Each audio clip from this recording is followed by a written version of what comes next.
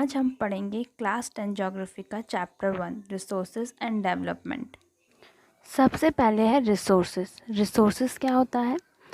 Everything available in our environment which can be used to satisfy our needs provided it is technologically accessible, economically feasible and culturally acceptable can be termed as resources.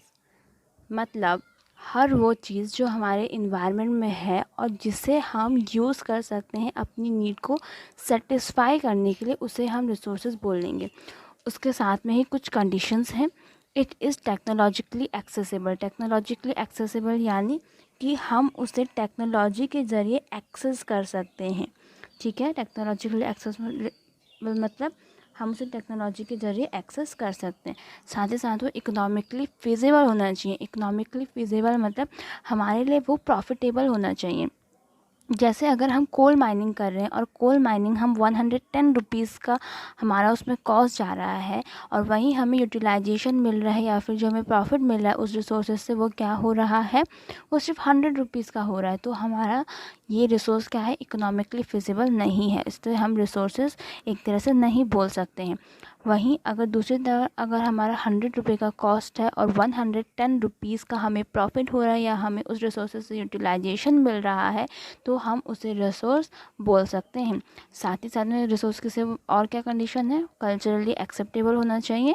ठीक है, तो ये 4 conditions है। सबसे पहले हमारे need को satisfy करना होना चाहिए, दूसरा टेक्नोलॉजिकली एक्सेसिबल होना चाहिए, तीसरा इकोनॉमिकली फिजिबल और चौथा कल्चरली एक्सेप्टेबल होना चाहिए, तो वो रिसोर्स कहलाएगा।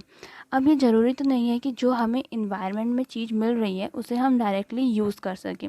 तो यहाँ पे एक नीड अराइज होती है कि जो थिंग्स अवेलेबल हैं इन्वायरमेंट में, हमें उसे रिसोर्सेज में क्या करना पड़ता है, ट्रांसफॉर्म करना पड़ता है। और जो ये प्रोसेस होता है इन्वायरमेंट में जो थिंग्स अवेलेबल है उसे रिसोर्सेज में ट्रांसफॉर्म करने का, वो क्या बनाता है, एक इंटरेक्टिव रिलेशनशिप बनाता है। इंटरेक्टिव रिलेशनशिप बनता है वो किसके बीच में बनता है, नेचर, टेक्नोलॉजी एंड इंस्टीट्यूशन के बीच में। यानी जो प्रोसेस होता है इन्वायरमेंट में जो थिंग्स अवेलेबल है उसको रिसोर्सेज में ट्रांसफॉर्म करने का, वो एक इंटरेक्टिव रिलेशनशिप बनाता है किसके बीच में, नेचर, टेक्नोलॉजी एंड इंस्टीट्यूशन के बीच में। अब ये रिलेशनशिप क्या होता है, हम ह्यूमन बींग्स क्या करते हैं, नेचर से इंट्रैक्ट करते हैं, किसके थ्रू, टेक्नोलॉजी के थ्रू। यानी ह्यूमन बींग्स जो है टेक्नोलॉजी के थ्रू नेचर से इंट्रैक्ट करते हैं, रिसोर्सेज को एक्सट्रैक्ट करते हैं। हम किसके थ्रू, टेक्नोलॉजी के थ्रू हम रिसोर्सेज को एक्सट्रैक्ट करते हैं। और उसके बाद क्या करते हैं, हम इंस्टीट्यूशन सेटअप करते हैं। तो ये क्या है, एक इंटरेक्टिव रिलेशनशिप बन रहा है किसके बीच में, नेचर, टेक्नोलॉजी और इंस्टीट्यूशन के बीच में। अब जो हमारा नेक्स्ट टॉपिक है वो है क्लासिफिकेशन ऑफ रिसोर्सेज। जो रिसोर्सेज हैं उनको अलग अलग कैटेगरी में क्लासिफाई किया गया है। और हमारे पास कितनी कैटेगरी है, 4 कैटेगरी, यानी 4 कैटेगरी में रिसोर्सेज को क्लासिफाई किया गया है। वो 4 कैटेगरीज क्या है, पहला on the basis of origin, next on the basis of exhaustibility, third on the basis of ownership and fourth on the basis of status of development. On the basis of origin मतलब उस resources का origin क्या है। On the basis of exhaustibility, वो कितने time बाद exhaust हो सकते हैं या फिर वो एग्जॉस्ट हो सकते हैं या नहीं हो सकते, उसके according. On the basis of ownership, कौन उसका ओनर है। On the basis of status of development, यानी कि उनका डेवलपमेंट का स्टेटस क्या है, यानी उन रिसोर्सेज का डेवलपमेंट हुआ है या नहीं हुआ है, और हुआ है तो कितना हुआ है। अब इन रिसोर्सेज के बारे में हम डिटेल में पढ़ेंगे। अब सबसे पहले जो हमारा बेसिस है वो on the basis of origin. Origin के बेस में जो रिसोर्सेज है वो 2 कैटेगरी में क्लासिफाई हैं, वो है biotic and abiotic. Biotic resources क्या होते हैं, बायोटिक रिसोर्सेज वो रिसोर्सेज होते हैं जो हम ऑब्टेन करते हैं बायोस्फीयर से। ठीक है, बायोटिक रिसोर्सेज क्या होते हैं, वो रिसोर्सेज जो हम कहाँ से ऑब्टेन कर रहे हैं, बायोस्फीयर से। साथ ही साथ उनमें क्या होती है, लाइफ होती है, यानी वो लिविंग बींग्स होते हैं। यानी बायोटिक रिसोर्सेज वो रिसोर्सेज होते हैं जो बायोस्फीयर से ऑब्टेन होते हैं और उनमें क्या होती है, लाइफ होती है। इसका एग्जांपल क्या है, human beings, flora and fauna etcetera, यानी और भी बहुत सारे एग्जांपल हो सकते हैं। नेक्स्ट कैटेगरी है एबायोटिक रिसोर्सेज। एबायोटिक रिसोर्सेज क्या होते हैं? एबायोटिक रिसोर्सेज में हम कह सकते हैं कि एबायोटिक रिसोर्सेज वो रिसोर्सेज होते हैं जो क्या होते हैं, नॉन लिविंग थिंग्स होते हैं। जितनी भी नॉन लिविंग थिंग्स होती हैं या जो नॉन लिविंग थिंग्स होती हैं वो किस में आ जाती हैं? एबायोटिक रिसोर्सेज में आ जाती हैं। इसका एग्जाम्पल क्या है? Rocks and metals. ठीक है, अब नेक्स्ट कैटेगरी हमारी क्या है? On the basis of exhaustibility. Exhaustibility का मतलब मैंने पहले ही बताया था कि वो एग्जॉस्ट कितने टाइम के बाद हो सकते हैं। एग्जॉस्ट हो जाना मतलब बिल्कुल ही ख़त्म हो जाना। तो इसके बेसिस पे हमारे पास दो टाइप्स ऑफ रिसोर्सेज हैं, renewable and non renewable. Renewable resources क्या होते हैं? रिन्यूएबल रिसोर्सेज वो रिसोर्सेज होते हैं विच कैन बी रिन्यूड, यानी जिनको हम रिन्यू कर सकते हैं, दोबारा से नया कर सकते हैं, या फिर हम उनको रिप्रोड्यूस कर सकते हैं। अब रिन्यू या रिप्रोड्यूस कैसे कर सकते हैं? हम रिन्यू या रिप्रोड्यूस कैसे कर सकते हैं? किसी फिज़िकल, केमिकल या फिर मैकेनिकल प्रोसेस के ज़रिए। यानी रिन्यूएबल रिसोर्स को रिन्यू किया जाता है या फिर रिप्रोड्यूस किया जाता है, वो किसके ज़रिए किया जाता है? केमिकल, फिज़िकल या फिर किसी मैकेनिकल प्रोसेस के ज़रिए। इसका एग्जांपल क्या है? Solar and wind energy. अब जो रिन्यूएबल रिसोर्सेज होते हैं उनको हम और क्या कह सकते हैं? Replenishable resources. यानी renewable resources are also known as replenishable resources.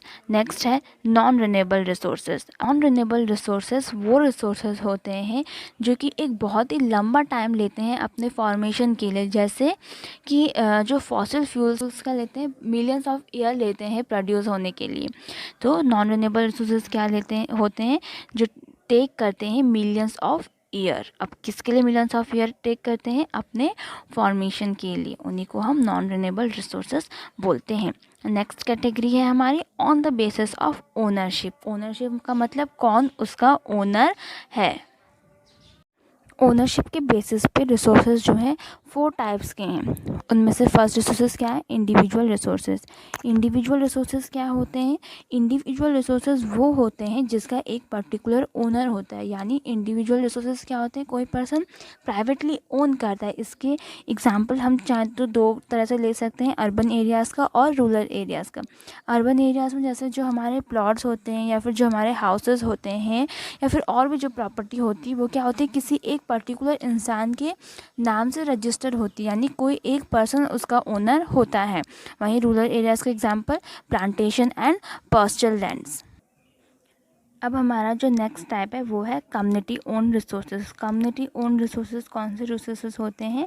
जो एक कम्युनिटी के सारे मेंबर्स के लिए होते हैं। यानी एक कम्युनिटी के जितने भी मेंबर्स होते हैं वो उन रिसोर्सेज को एक्सेस कर सकते हैं, यूज़ कर सकते हैं। जैसे इंडिविजुअल रिसोर्सेज में हमने पढ़ा था कि वो किसी एक पर्टिकुलर इंसान के नाम पे रजिस्टर होते हैं। यहाँ पे ऐसा नहीं है। यहाँ पे एक कम्युनिटी में जितने भी मेंबर्स हैं वो सब उस रिसोर्सेज को एक्सेस कर सकते हैं। इसका एग्जाम्पल है grazing grounds, village ponds, parks, picnic spots, playground etcetera. यहाँ पे जैसे हमने देखा है विलेज पॉन्ड, अब वो कोई पर्टिकुलर इंसान तो यूज़ करता है ना, ये विलेज के जितने भी पर्सन होते हैं वो आकर उसे यूज़ करते हैं।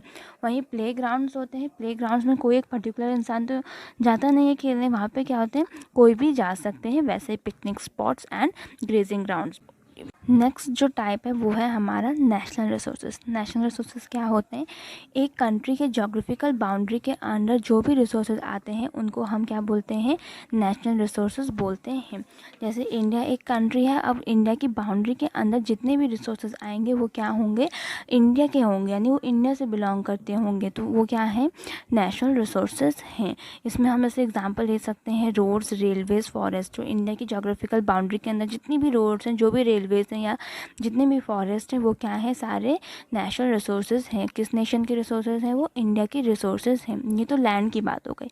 ये अब अगर हम ओशनिक एरिया की बात करें तो जो इंडिया का कोस्ट है उसके बाद से जो 12 नॉटिकल माइल्स तक का जो एरिया है उसमें जितने भी रिसोर्स आते हैं वो भी किसी नेशन से ही बिलोंग करते हैं। यानी किसी भी नेशन के कोस्ट से या किसी भी नेशन की जोग्राफिकल बाउंड्री के बाद जो ओशन में 12 नॉटिकल माइल्स तक का डिस्टेंस होता है उसके अंदर जितना भी रिसोर्सेज आ जाता है वो किसका होता है? उस नेशन का होता है। अभी नॉटिकल माइल्स क्या होता है?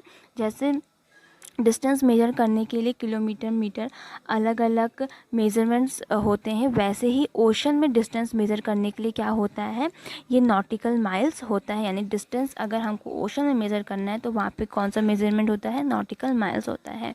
तो नेचुरल रिसोर्सेज क्या होते हैं, वो रिसोर्सेज होते हैं जो किसी भी कंट्री के जोग्राफिकल बाउंड्री के अंडर होते हैं, और ओशन में 12 नॉटिकल माइल्स तक जो रिसोर्सेज होते हैं वो किसी भी नेशन के बिलोंग करते हैं। नेक्स्ट जो हमारा टाइप है वो है इंटरनेशनल रिसोर्सेज। इंटरनेशनल रिसोर्सेज क्या होते हैं, इंटरनेशनल रिसोर्सेज वो रिसोर्सेज होते हैं जो बियॉन्ड 200 नॉटिकल माइल्स होते हैं। नॉटिकल माइल्स मैंने पहले ही बताया था, जो ओशन में हम डिस्टेंस मेज़र करते हैं उसे हम नॉटिकल माइल्स में लेते हैं। तो ओशन में 200 नॉटिकल माइल्स, किसी भी कंट्री की बाउंड्री के 200 नॉटिकल माइल्स के बाद जो ओशनिक रिसोर्सेज होते हैं वही इंटरनेशनल रिसोर्सेज में आते हैं। इंटरनेशनल रिसोर्सेज को अब रेगुलेट कौन करता है, तो उसके लिए इंटरनेशनल इंस्टीट्यूशंस होती हैं। अगर किसी भी कंट्री को इन इंटरनेशनल रिसोर्सेज को एक्सट्रैक्ट करना है या यूटिलाइज़ करना है तो उन्हें किसकी परमिशन लेनी पड़ती है, इंटरनेशनल इंस्टीट्यूशन की परमिशन लेनी पड़ती है। अब नेक्स्ट जो हमारा टाइप है वो क्या है, डेवलपमेंट के बेसिस में, on the basis of status of development. तो स्टेटस ऑफ डेवलपमेंट के बेसिस पे जो हमारे रिसोर्सेज हैं वो 4 टाइप्स के हैं। वो 4 टाइप्स क्या हैं, फर्स्ट है पोटेंशियल रिसोर्सेज, सेकंड है developed resources, third stock and fourth reserves. अब इन चारों के बीच में मैंने एक डिफ्रेंशिएट करके समझाने की कोशिश की है। सबसे पहले अवेलेबिलिटी ऑफ टेक्नोलॉजी, फिर willingness to use, third are we able to utilize it, and fourth है एग्जाम्पल। तो पोटेंशियल रिसोर्सेज की बात करें तो पोटेंशियल रिसोर्सेज में क्या होती है, अवेलेबिलिटी ऑफ टेक्नोलॉजी होती है, यानी उन रिसोर्सेज को यूज़ करने के लिए, यूटिलाइज़ करने के लिए हमारे पास टेक्नोलॉजी अवेलेबल होती है। हम उनको यूज़ भी करना चाहते हैं, यानी हम उनको यूज़ करने के लिए विलिंग भी होते हैं। Are we able to utilize it, लेकिन हम उनको यूटिलाइज़ नहीं कर पाते हैं। इसके अलग रीज़न हो सकते हैं, मे बी वो कॉस्टलियर हैं, मे बी कोई और रीज़न हो सकता है, लेकिन हम उनको किसी भी रीज़न की वजह से यूज़ नहीं कर पाते हैं, यूटिलाइज़ नहीं कर पाते। जैसे इसका एक एग्जांपल ले सकते हैं हम, जैसे गुजरात और राजस्थान पे हमारे पास एक बहुत अच्छा स्कोप है सोलर एनर्जी को यूज़ करने का, लेकिन हम उनको किसी रीज़न की वजह से यूज़ नहीं कर पा रहे हैं। वैसे ही डेवलप्ड रिसोर्सेज में क्या होता है, टेक्नोलॉजी भी अवेलेबल है, हम उसको यूज़ भी करना चाह रहे हैं और हम उसको यूज़ भी कर रहे हैं। यानी कि डेवलप्ड रिसोर्सेज वो रिसोर्सेज होते हैं जो पूरी तरीके से डेवलप्ड है, यानी हमारे पास टेक्नोलॉजी भी है कि हम उनको यूज़ कर सकें, हम उनको यूज़ करना भी चाह रहे हैं और हमको उनको यूज़ कर भी रहे हैं। इसका एक एग्जाम्पल हम क्या ले सकते हैं, पेट्रोल ले सकते हैं। यानी पेट्रोल को एक्सट्रैक्ट करने के लिए हमारे पास टेक्नोलॉजी भी है, हम उसे यूज़ भी कर रहे हैं और हम उसे यूज़ भी करना चाहते हैं। थर्ड जो कैटेगरी हमारे पास है स्टॉक। स्टॉक में क्या होता है, हमारे पास रिसोर्सेज तो है, यानी हमें पता तो है कि वो रिसोर्सेज क्या है और हम उसको यूज़ करना भी चाह रहे हैं, हम उसको यूज़ करने के लिए विलिंग भी हैं, लेकिन हम उसको यूज़ नहीं कर पा रहे हैं। यूज़ क्यों नहीं कर पा रहे हैं, क्योंकि हमारे पास अवेलेबिलिटी ऑफ टेक्नोलॉजी नहीं है। इस स्टॉक में क्या है कि हमारे पास अवेलेबिलिटी ऑफ टेक्नोलॉजी नहीं होती, जिसकी वजह से हम उन रिसोर्सेज को यूज़ नहीं कर पाते हैं, लेकिन हम उनको यूज़ करना चाहते हैं। इसका एक एग्जाम्पल हम ले सकते हैं वाटर। जैसे कि हमें पता है कि वाटर जो होता है वो किससे बनता है, H2O, यानी हाइड्रोजन एंड ऑक्सीजन से, लेकिन फिर भी हम वाटर को नहीं बना सकते हैं क्योंकि हमारे पास इतनी टेक्नोलॉजी नहीं है कि हम वाटर को बना सकें। ठीक है, तो स्टॉक क्या होते हैं, वो रिसोर्सेज जिनके लिए टेक्नोलॉजी अवेलेबल नहीं है और इसी कारण से हम उसको यूज़ नहीं कर पा रहे हैं, इसी कारण से हम उसको यूटिलाइज़ करने के लिए एबल नहीं हैं। ठीक है, थर्ड हमारी कैटेगरी थी स्टॉक। फोर्थ कैटेगरी हमारी रिजर्व्स। अब रिजर्व्स क्या होते हैं, रिजर्व्स वो रिसोर्सेज होते हैं जिनको यूज़ करने के लिए हमारे पास टेक्नोलॉजी तो है, लेकिन हम उनको यूज़ नहीं करना चाह रहे हैं। और हम उनको यूज़ क्यों नहीं करना चाह रहे, क्योंकि हम उसको हमारे फ्यूचर रिक्वायरमेंट के लिए रखना चाहते हैं, हम उसको अभी यूज़ नहीं करना चाहते हैं। फ्यूचर में जब कभी रिक्वायरमेंट हो तब हम उसे यूज़ करना चाहते हैं। जैसे हमारी कंट्री में एग्जांपल है डैम वाटर। जो डैम वाटर है हम उसको अभी यूज़ नहीं कर रहे हैं, क्यों, क्योंकि हम उसको अपनी फ्यूचर रिक्वायरमेंट को मीट करने के लिए रख रहे हैं। इस वीडियो में हमने पढ़ा resources and classification of resources, और इस चैप्टर को हम कंटिन्यू करेंगे नेक्स्ट वीडियो में। अगर आपको मेरा वीडियो पसंद आए हो तो इस वीडियो को लाइक कीजिए, मेरे चैनल को सब्सक्राइब कीजिए और अपने फ्रेंड्स के साथ इस वीडियो को शेयर कीजिए।